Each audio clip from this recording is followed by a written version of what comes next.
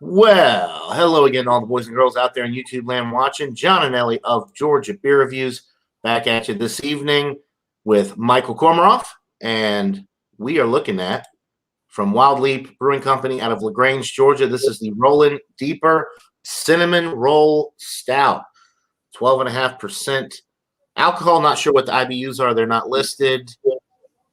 It's a cinnamon roll in liquid form. So let's go ahead and get into it. I was going to say, I looked on the bottom, John, and this is from the 9th of January, 21. Yours probably comes out of the same six-pack. The same exact day. Yeah, so pretty fresh.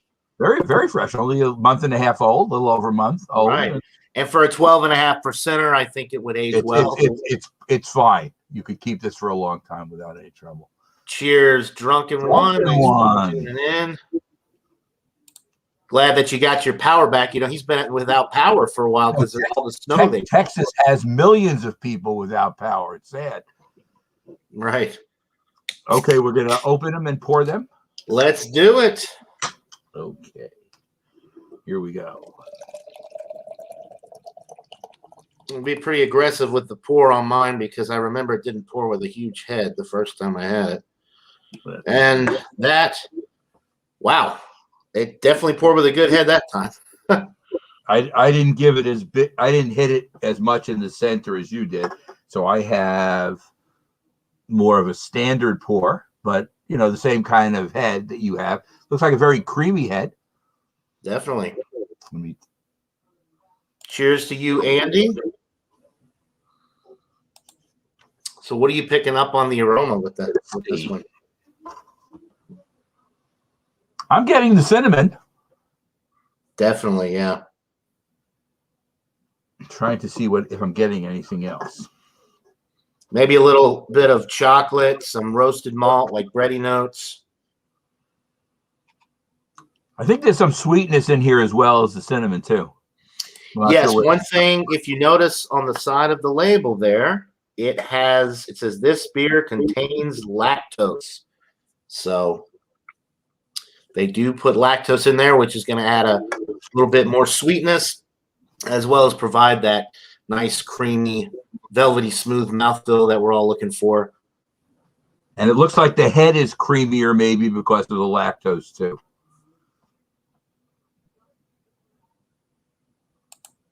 Yeah, it smells really good. One thing, not picking up on the 12.5% alcohol at all. I can't smell any alcohol. I couldn't smell the alcohol in the KBS either. In the Magnum. Yeah, right. Are you ready to take a sip? I'm ready if you're ready. Let's do it. Cheers, Michael.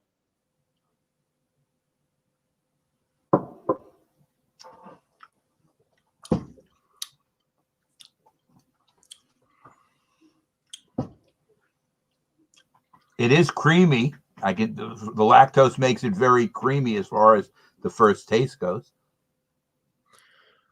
Very creamy. I'm getting hit with that cinnamon, but one thing that maybe I wasn't getting the first time I had this beer that it's definitely coming through is it's very roasty. I'm getting a lot of that roasted malt character in the middle of the sip to kind of cut through some of that sweetness that you're getting right up front. Yeah, I'm getting that too. There's roast after cinnamon is the first taste you get, and then there's roast right behind it. You can't taste the 12.5% either. Not at all, which is, I mean, that's getting up there. The fact that they can mask the alcohol this well with such a, you know, hefty beer like this, I think that's pretty impressive. This is really, really dangerous. Yeah, nice glass lacing starting to form there. I have it too. Really good head retention, which I did not get that the first time. I was drinking out of a glass like you have, and I didn't hardly get any head, which is why I poured it so aggressively this time. But maybe that first can I tried had a leak or something because it didn't. It was flat. So I'm very pleased with the way that this one's turning out. Yeah, the carbonation is kind of nice also. I would say it's kind of like a medium carbonation. It's not heavy. Yeah, medium carbonation. Definitely nice to get carbonation with a beer of this magnitude, a lot of times when you're getting up into the 10 plus, really, the carbonation really starts to drop. And a lot of times you really don't pick up on any carbonation. So the fact that this still has a pretty good carbonation at 12.5% is really nice. It does have that creamy mouthfeel from the lactose. It also adds a little bit more sweetness, I think, to the beer. Very smooth, creamy mouthfeel all the way through. Maybe a little bit warming going down, so which would indicate that it's a higher ABV beer, but it's not boozy at all. No, it's not. You can't. If you were to give me this blind and I didn't know what it was, I'm not even sure I would say this is more than like an 8% kind of beer. Yeah. It's got substance. You can taste it. It's not like there's nothing, but it's not like 12.5% is a hefty beer. I'll give you a quick comparison. The Evil Twin Even More Jesus, which is a more boozy beer, is 12%. That's much more boozy than this. But again, that doesn't have a flavor. See, this does have the cinnamon and does have the lactose, which obviously are able to calm it down a little bit, I guess. And that's what right. And it does say, let's see. Do they add anything else? Okay, with rich. Okay, so it does say they also add vanilla to this as well. Chocolate malt. So not actual chocolate. They just use the chocolate malts and cinnamon. I am maybe getting a little bit of the vanilla, but it's not really that noticeable. It's more of a background taste. I kind of thought the vanilla might have been tied in with the sweetness. Yeah.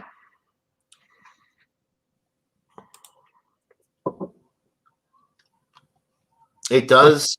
It is as advertised, a sticky stout. I mean, it's like a cinnamon bun, a cinnabon when you go to the mall and you get your good old cinnabon. It's got that sweetness. It's got, with that vanilla in there, it's almost like you're getting the cinnamon and that little bit of almost like an icing type component that, they put on top of the cinnamon roll. It's very good. I'm enjoying it. Good. Yeah. I wasn't sure what you think of this one because it is on the sweeter side. Some people kind of get turned off by the sweeter stouts, but we kind of, tend to like them a little bit more than others. I wouldn't say that this is cloying. It is on the sweet side.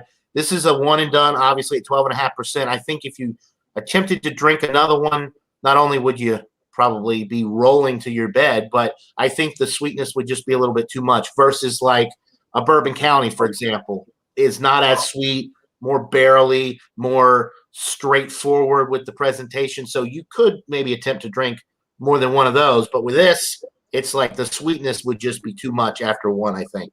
It's more of a dessert type beer. So chances are you could have this if you want to finish your meal off.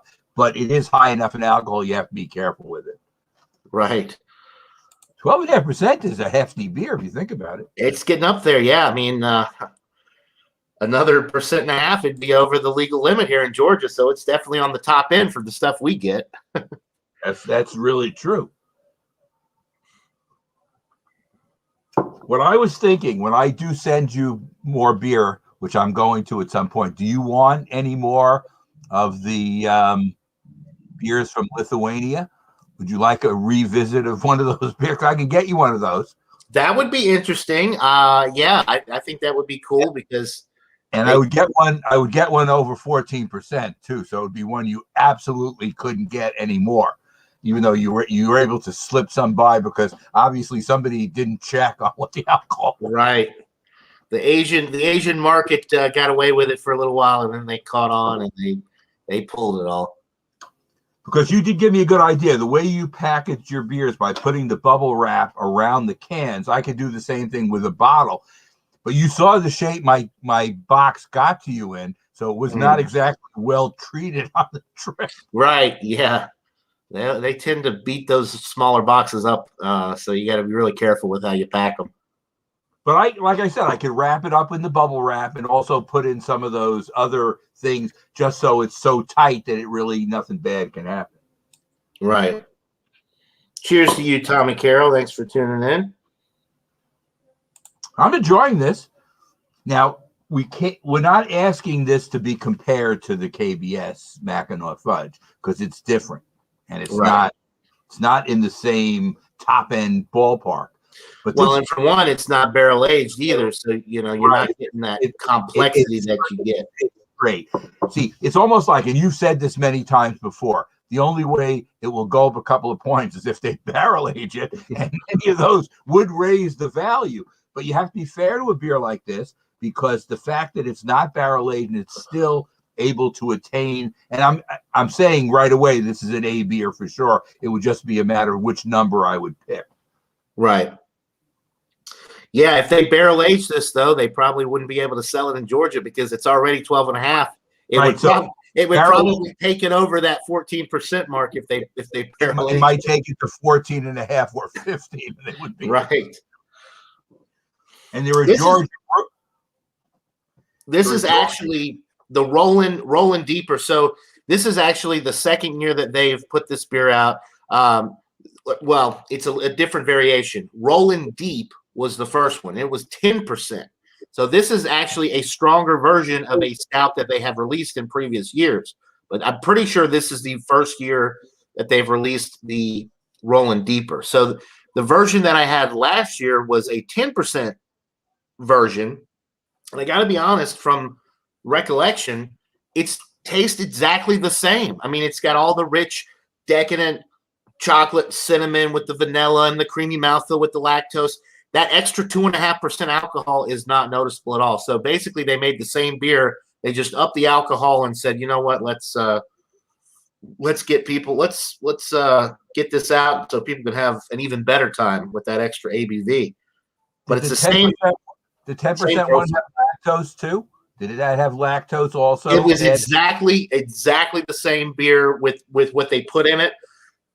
Lactose, cinnamon, vanilla, all of that. The only difference that I can detect, I wish I had saved a can from last year. The only difference that I'm aware of is the higher ABV with this one versus the Rollin Deep of last year. Like or I guess I should say of 2019, not 2020, the 2019 version. This beer is, you have to be really careful with this because this one, they really mask the alcohol really well. Yes. And Wild Leap does a really good job. They make a lot of stouts that are higher alcohol. The one that we did a couple weeks ago, or maybe it was last week, the Partners in Crema, that's a 10%. That was very good too. Right. The alcohol with that is masked exceptionally well. All of their stouts are well made, and you don't really get that boozy effect that you might get with something of a lesser quality at this time. Jeremy is congratulating on the 800. Is this your 800th review? No, I think what happened is somebody must have subscribed. I was at 799 subscribers. I'm at 800 subscribers now, I think. That's what that is. Okay. Well, I am one of those subscribers. Well, thank you. So, yes, thank you to everybody who has subscribed to me over the years. We're at 800, so. I don't know how many Jay has, but he has in the thousands. Oh, he's got like 12,500 or something ridiculous. Sure. Yeah, I can't. I mean, his channel's been around since the dawn of time, so he's one of two beer reviewers that I started watching when I got into YouTube. Him and Keith's beer reviews, and Keith is deceased, so Ron is one of the two original beer reviewers that I watched that's actually still making reviews. But as we were just watching when we were doing the KBS Mackinac Fudge, both Barton and BC started with Jay as well. So it just shows you, I did too. But I don't have my own channel, but I started watching Jay also. And it's interesting how I got to meet Doug, who's Giant Space Monkey, through Jay, and we're good friends. Unfortunately, with the pandemic, he's got a young child who's 4, and it's like he's been locked down by his wife. So look, I don't blame it. Whatever, you have to protect your family, and your family has to come first. He says once we go back outside again into the backyard, he'll come. So he didn't let the last time. Hopefully he feels stronger. He also realizes that I have gotten my first vaccine and I'm getting my second one in a week and a half. So maybe that makes him feel more secure also. Yeah. I do like this. I'll keep sipping and I will come up with a number, but Anytime, though, you compare stuff like you said before with barrel-aged beers, the barrel-aged beers are at a terrific advantage because that bourbon feel to it, that automatically adds a few points to it. For me, and I know for you too. It's Right. it's like a specialty, that oaky barrel-aged barrel kind of flavors. I think they're wonderful in stouts. I mean, I think it really is like perfect. Right. Yeah, I really don't think you're going to beat a barrel-aged stout with a straight stout unless it's just the very few. Maybe one or two that may come close to beating a few of the barrel-aged stouts would be like the Lion Stout that you sent me. And you like to fill water on fleek too, which that's the other one, a 13%er that almost has some barrel-like qualities at that high of an ABV range, but it's obviously not barrel-aged. And I'm pretty sure when we did the examination of it, I said the only thing that would make it better is if they barrel-aged. So there you go. Unfortunately, as we've discussed, those examinations can no longer. Oh, the Lion Stout still can be seen because that was an individual one. But the other one and the 2 6.1s that we did together, they're in posterity, in heaven somewhere, floating around. Maybe. See, the sad part, John, and I'm not blaming any person for doing it. Doesn't matter what happened. It just was a bad thing. Those were some of the best stuff we've done, man. It's sad that it's not available for anybody to look at again. But life goes on. You can't cry over spilled milk, and you can't cry over deleted videos because it can happen. Right. Thankfully, it wasn't every. It was just a select few, but they were, like you said, some of the better ones, some of my favorites, especially considering the beers that we were looking at were beers that you sent me, stuff that I can't get here. But you can. You know what also got wiped out? Your unboxing video of mine. No, that's still there because that wasn't a live video.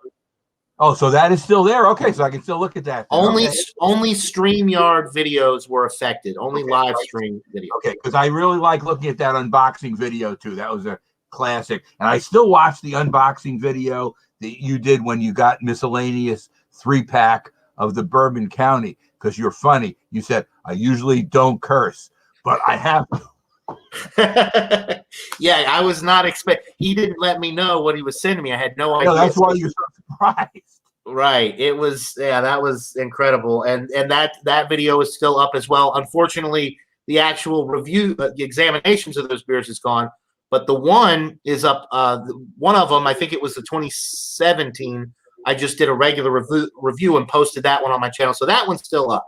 Just the two live ones we did of the 18 and 19 are gone. Right. But look, we had the experience when we did it. It's not like it's something that's going to be, ending anything. It's part of life and it goes on. And if you end up sending me more beer mail, and I know you got a bunch more of those Black is Beautiful, you would throw another one in there. Those in there, we'll do it again. We'll do it again. That sounds like a good possibility. Like I told you, it didn't come yet, but I'm getting now. You do realize with this case, it gets spread out. Bryce and her boyfriend, her fiance. Oh, if you get that, we want a 4-pack. Okay, that's it. So it's a gift, and it's your child and her husband to be. And it's funny, the husband to be is the beer drinker. Bryce is more. She's a Bud Light kind of person, if you know what I mean. She's not anti whatever, but she's not really that much of a beer drinker. She's more into other things, and she's not really that big a drinker either. But cheers, Alan. Thanks for stopping by. Eclectic Beard Gaming and Reactions. Bumpy looked for the Mackinac fudge and couldn't find it. It's pretty much like I said. It's one of those things, when.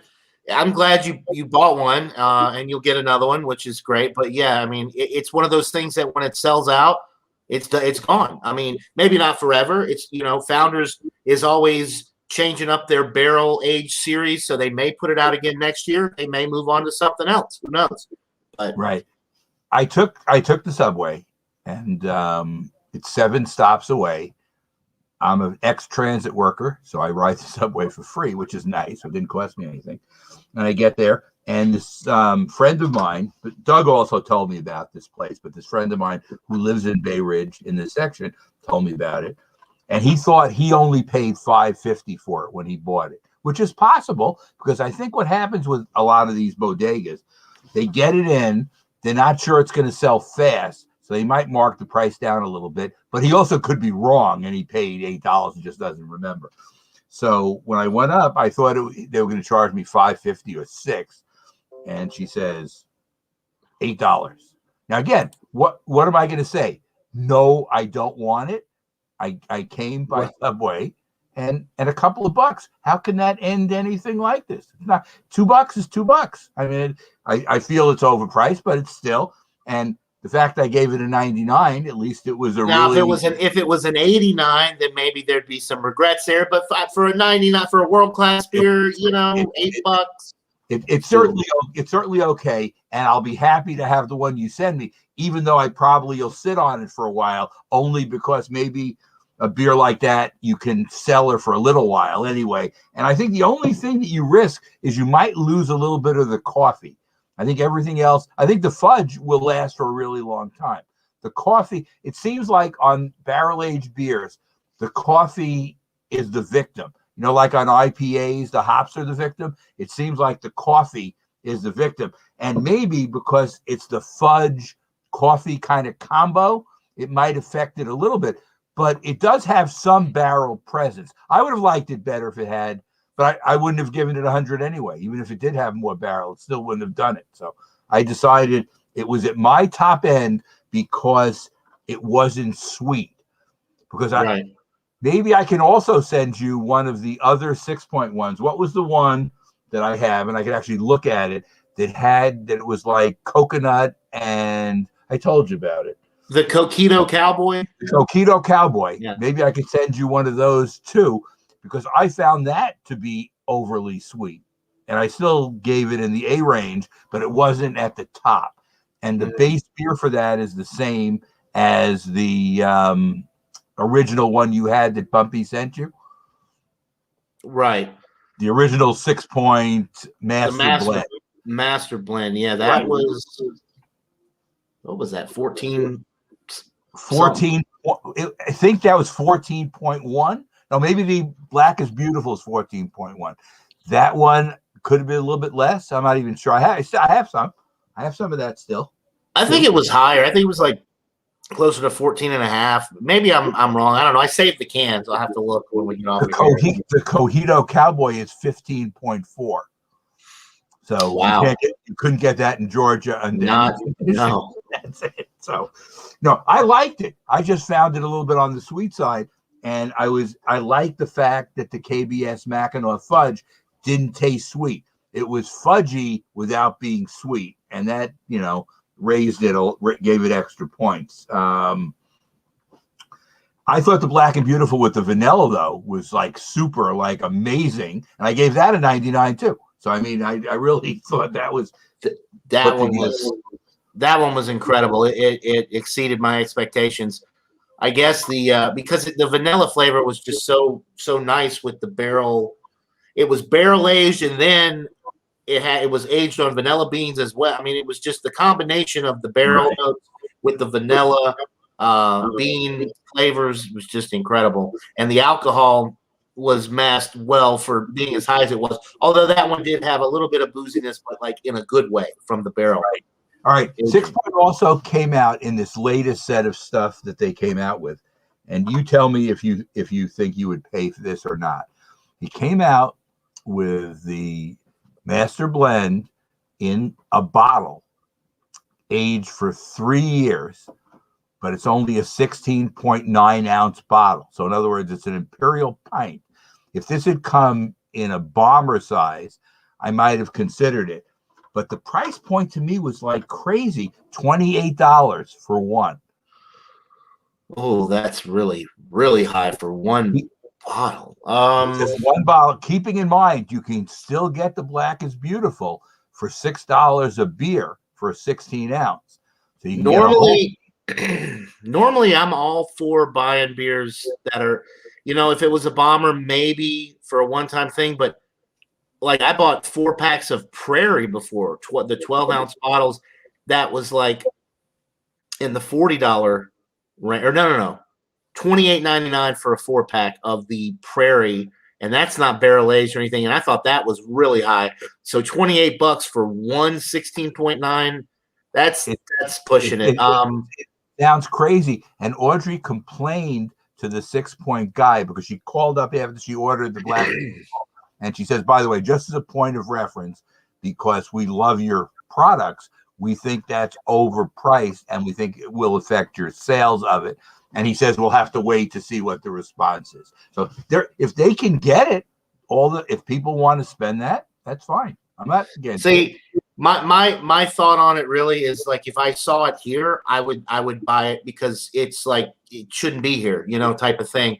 But if I lived in a state where that type of stuff was rampant, where I could get any wonderful barrel-aged high alcohol beer I wanted, I would just buy more of the Black is Beautiful, or buy, some Bourbon County or something like that. I wouldn't. That's just, there's too many other world-class beers available at much lower prices. I would not spend that kind of money for one 16.9-ounce bottle. Now, the way they do it, I think, is they make it such a limited item in how many they produce that I guess that's the theory, that they know they can sell everything they make at $28, and that's probably why they charge more. Because there are some loyal, I consider myself a very loyal 6 Point person. I've been following them for, since about 2010, I think. So about 11 years. And they've been in business since 2004. But at the beginning, they didn't can. They just had kegs and sent to bars, and you had to go and have it on tap. And I went to parties, believe it or not, where the former owner, now it's been sold to this artisanal group of investors, but when the owner's name was Shane Welsh, and when he was the owner, he had a relationship with Audrey, who was the parent coordinator at my daughter's school. So we had parties, fundraisers, and he would send over a keg of his Sweet Action, which is their cream ale. And the cool thing was the beers were always so fresh, and that's a low one. That's only a 5 point something. So it's like a session beer. But when you're sitting around a keg with a group of people, somebody's playing the piano, you're listening to music, and it's a fundraiser, so the people all pay in advance to come there. There's some, snacking kind of food. It's not a full sit-down dinner, but stuff to snack on. And Shane was always very generous, and it was a really nice thing to drink stuff on tap. Once they started canning, I guess it wasn't practical to do that anymore, and they would give a couple of cases to her school to just, pass around to people and stuff, which was really good. And you've heard the beers they make in their set, the Resin, the Bengali, used to be Bengali Tiger, and then they were going to be sued by the Tiger Beer Company, so they ended up just changing it to Bengali, the Sweet Action. Right. They've had other ones through. They had a diesel stout that was very good, which was like a 6% stout. You'd like it. It was just a straight stout, nothing, not barrel aged, just straight. Very good. I'm very pleased that we can finally get 6 Point here. The excuse me, the Mind Control 8.8% hazy double IPA. That one's really good. The Resin is the wonderful West Coast IPA. Have you seen I wish we got the Sweet Action, the cream ale. That sounds right up my alley.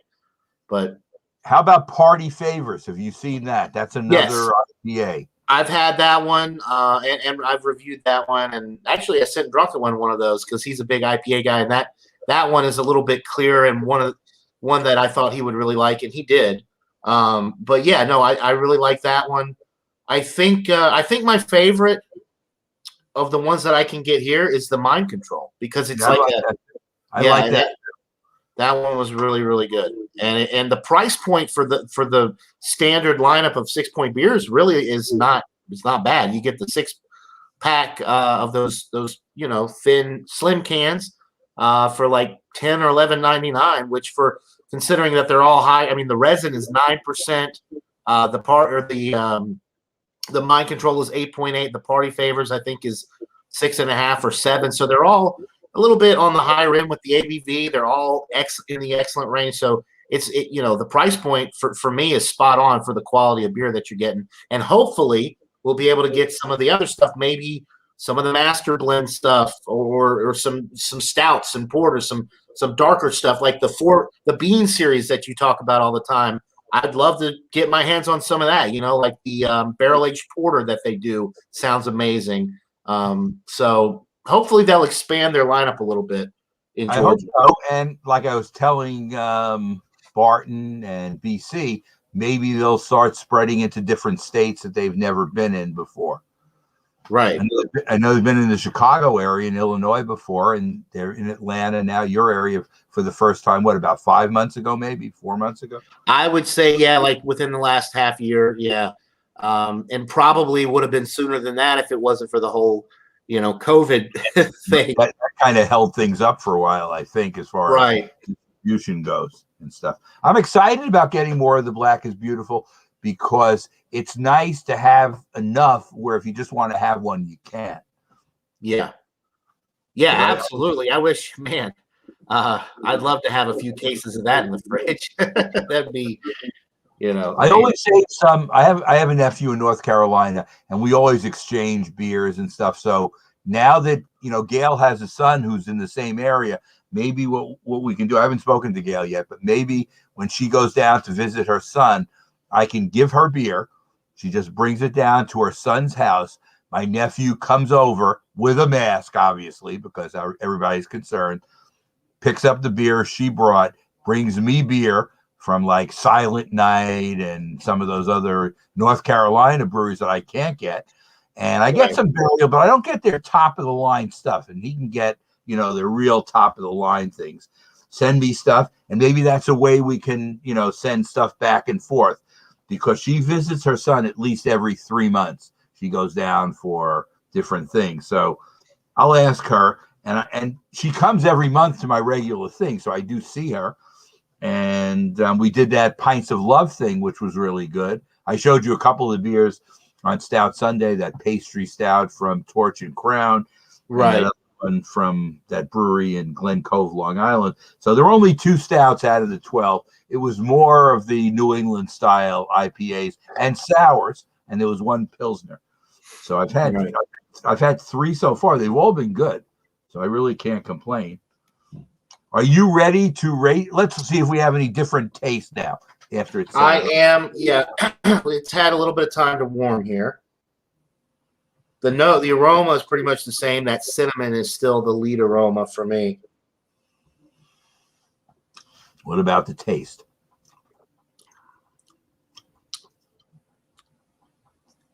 Maybe a little bit more vanilla, little warming going down, a little bit more warming. I wouldn't say that it's boozy, but it hits you a little bit more right in here as it's going down. Right. The alcohol seems heavier now that it's warming up, but it still doesn't seem boozy. What's interesting about this is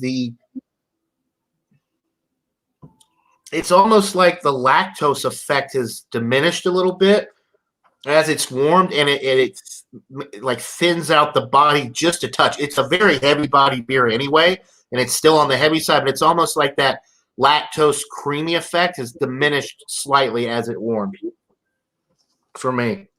Yeah, I agree with you. But other than that, I would say that the taste, it really hasn't changed very much. Just a little bit with the body of the beer, that lactose effect. And the vanilla comes through a little bit more, which I like. I like that the vanilla is a little bit more noticeable now, because that was not quite the case when it was right out of the fridge. Are you formulating your number? Do you want to give us a score first? Yeah, sure. I'm gonna go with a 96. I think it's a most excellent beer. The reason it's not getting a little bit higher rating is, well, for one, hey, it'd be better if it was barrel aged, right? But seriously, it is on the sweeter side, and as I'm drinking it down, especially after having the Mackinac fudge, it's a little much. It's not. Obviously, I'm not going to have any trouble finishing it. I think it's great, but maybe a little bit more balance from the like more bready notes, like roasty, toasty bready notes would have been nice. I think for what they were doing, though, with the cinnamon roll, it's exactly that. But just I don't eat a lot of cinnamon rolls because they're very sweet. But they did exactly what they wanted to with this beer. I think they did a wonderful job. I would have just maybe liked a little bit more bready malt character in the middle, and then maybe just a little bit of bitterness on the finish to balance it out. I think would have been nice. But hey, I'm just being nitpicky. It's still an excellent beer. So 96 for me. Okay. Like I said before, and I told you had a clue what I was going to do. It's an A beer. I'm going to give it a 95. But I do agree with you that it's a classy, extremely good beer. And I think my points were taken off for the same thing. It's a little bit too sweet. In other words, it's not cloying sweet, but it's a little bit too sweet. And I guess I like pastry stouts, but they're not my favorite. So it's a little bit on the sweet side. The cinnamon is good. I do like the effect of the cinnamon. The vanilla is there for sure. The lactose does make it creamy. But I think you are right. As it does warm up, the lactose, it changes the intensity of the beer a little bit. Mm-hmm. Yeah. But it's an A. So the two Wild Leaps I've had have both been really good. Well, good. All right. Yeah. Wild Leap. I'm a Georgia beer fan of what I've had. It's all been good. Right.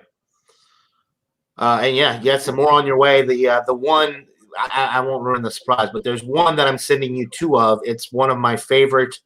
It's right up there with the Partners in Crema, maybe even a little bit better. Which I believe you gave that one a 98. So I think you'll be pleased with it. Okay.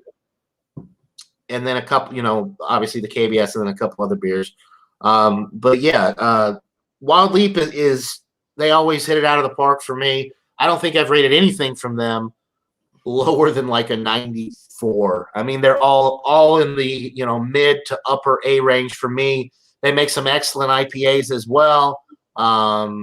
Their sours are good. They have a Vacanza series, which is basically it's like a pie series, which they have lactose in them. So they have like a key lime pie. They have a cherry cobbler one. They have a blackberry cobbler. But it's a sour series that they put out, and they're imperial sours. They're all like 7-8%, and they're out of this world. So I can't wait for those to be re-released. Those I think they normally put out in the warmer months, but they're all great. And as Wild Leap, I talked about this before. They were voted the #1 new craft brewery in the country when they were established back in 2018. So it shows you their quality beer company, which is great. Are you going to be able to get a Goza for Monday on Malty Monday? Oh, well, I would be able to get a Goza, but not a Goose. A goose. A goose. No, I didn't even know what that style was until it came up on the Malty Monday poll. I mean, a beer without hops. I mean, none of the breweries around here brew one. I looked up some of the most common gooses that are out there, and none of them I had ever even heard of before. So chances are I will not be able to find one. I'll do my best, but I didn't think I was going to be able to find a red IPA, but I did at the last minute. So there's always a chance, but I'm not banking on it. I mean, I don't have one, so I'll have to keep looking. Yeah. Also. And I'm limited too because the food co-op, which can be really good because of the pandemic, definitely has lessened how much stuff they have. Now, I did ask Kuzi, who's the beer buyer, who I saw the last time I was there, do they have stuff in the basement that she hasn't brought up yet? And she said most of the stuff is up. So it's not like there's hidden stuff. They have extra stock and whatever. But the sad thing about it, like I've told you, they don't carry Founders anymore. So that's which is unfortunate. I was going to mention it on Jay's stream, but we, before we went off air, but everybody was kind of talking about different beers, and we did the KBS Mackinac Fudge. Founders actually just put out recently, and I guess they've done this in years past, but I've never seen it. I think it's called Black Panther. It's a barrel-aged imperial porter. So I'm going to be looking for that, and hopefully I'll be able to find some. But it's from the their barrel-aged series, and I think it's 8% Imperial Porter, if I'm not mistaken. But anyway, it sounds right up my alley, and I'm going to be on the lookout for that one.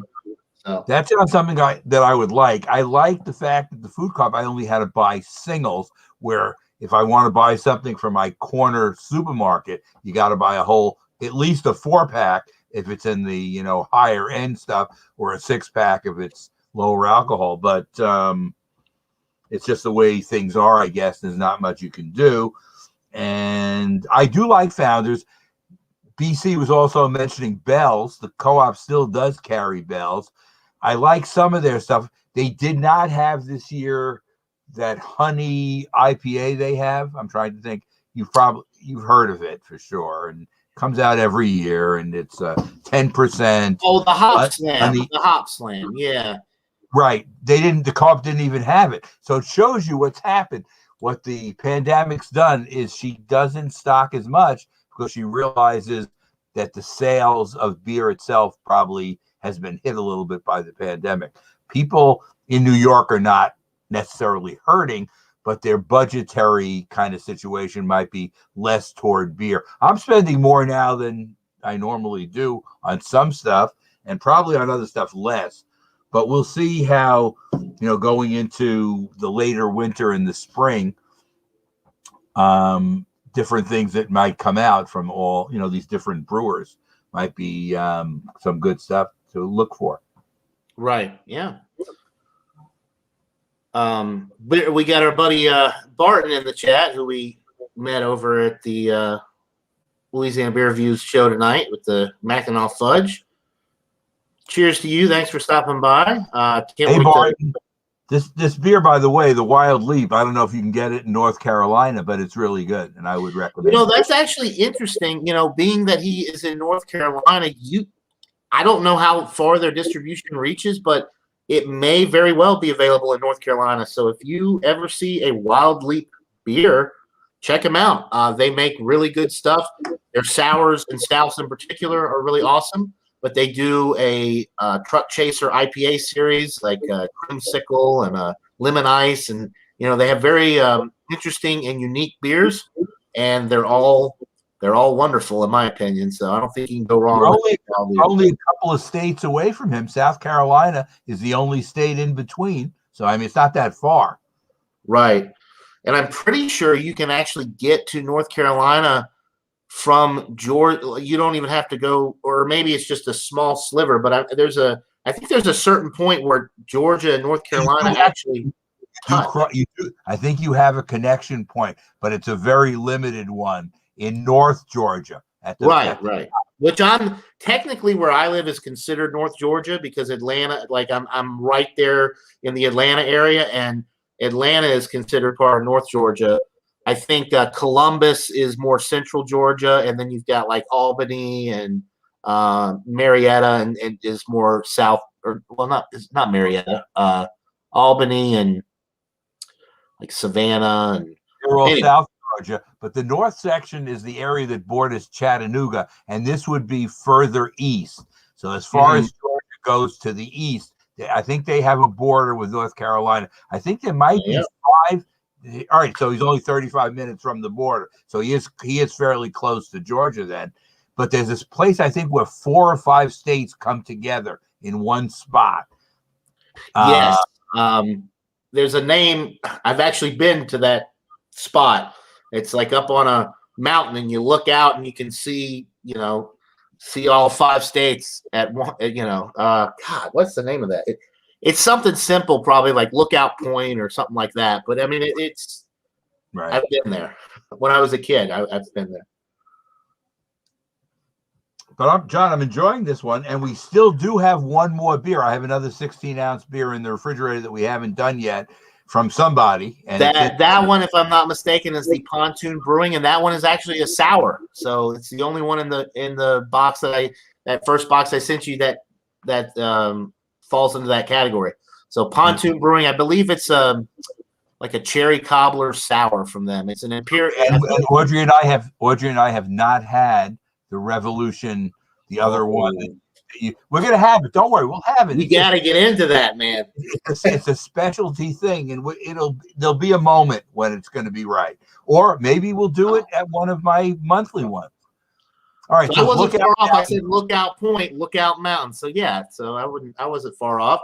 And he says, yeah, his dad went to college in that area. Yeah, it's so beautiful up there. The North Georgia mountainous areas up there, really pretty.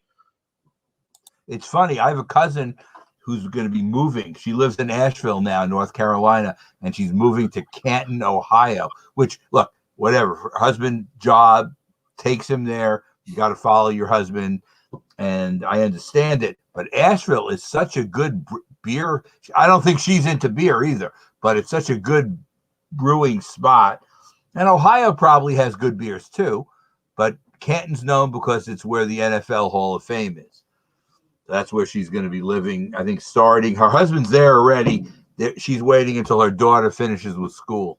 So that'll be, coming up at the end of this session whenever it's over. Right. Well, I guess we could go ahead and wrap this up. You can wrap it up. I can hang out for another 10 minutes, but you can wrap it up now if you want. Okay. Yeah, we'll go ahead and close. We can hang out off air for 10 minutes or so. So yes, cheers to you, Barton. Take care, Barton. Nice meeting you tonight. Yeah, nice to meet you. Look forward to hopefully hanging out with you again soon. Thanks to everybody in the chat for stopping by and tuning in. We appreciate it. Thanks to Michael for joining me. I'm glad you enjoyed the Rollin Deeper Cinnamon Roll Stout, 2 for 2 with the Wild Leap, the Partners in Crema, and now the Rollin Deeper. So hopefully more coming your way soon. We'll have to see what you get, and that'll do it for this live beer examination. Another winner from Wild Leap. Go check them out if you can get their beers in your area, and we will see you all on the next one. See you on Stout Sunday. See you on Stout Sunday. Yeah, almost done. I got a sip left too. Cheers, everybody. Have a good night.